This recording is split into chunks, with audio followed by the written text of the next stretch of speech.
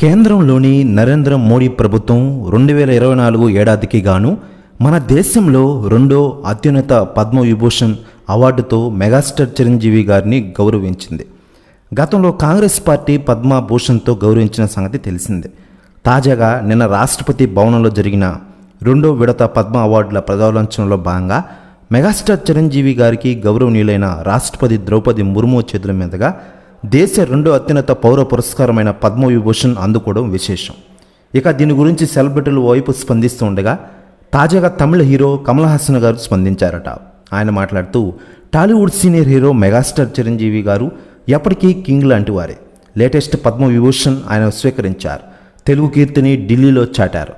Great Chiranjeevi గారు అంటూ అన్నారట కమల్ హాసన్ గారు. ప్రెస్ న్యూస్ కూడా తెగ వైరల్ అవుతోంది ఇండస్ట్రీలో. కాకపోతే టాలీవుడ్ సినిమా ఇండస్ట్రీ నుంచి అక్కినేని నాగేశ్వరరావు, ఎస్పి బాలసుబ్రహ్మణ్యం తర్వాత అవార్డు అందుకున్న మూడో వ్యక్తి మెగాస్టార్ చిరంజీవి గారు. ఈ అవార్డు కార్యక్రమంలో మెగాస్టార్ చిరంజీవి గారి భార్య సురేఖతో పాటు కుమారుడు రామ్ చరణ్, కోడలు ఉపాసన కూడా ఈ కార్యక్రమంలో పాల్గొన్నారు. ఈ వేడుకలో ప్రధానమంత్రి నరేంద్ర మోడీ గారితో పాటు కేంద్ర హోంమంత్రి అమిత్ షా సహా పలువురు కేంద్ర మంత్రులు తమ బిజీ షెడ్యూల్ ఈ కార్యక్రమంలో పాల్గొన్నారు. ఇక అటు సీనియర్ నటి వైజయంతి మాలా బాలికి రాష్ట్రపతి పద్మవిభూషణ్తో గౌరవించిన విషయం మనకందరికీ తెలిసిందే.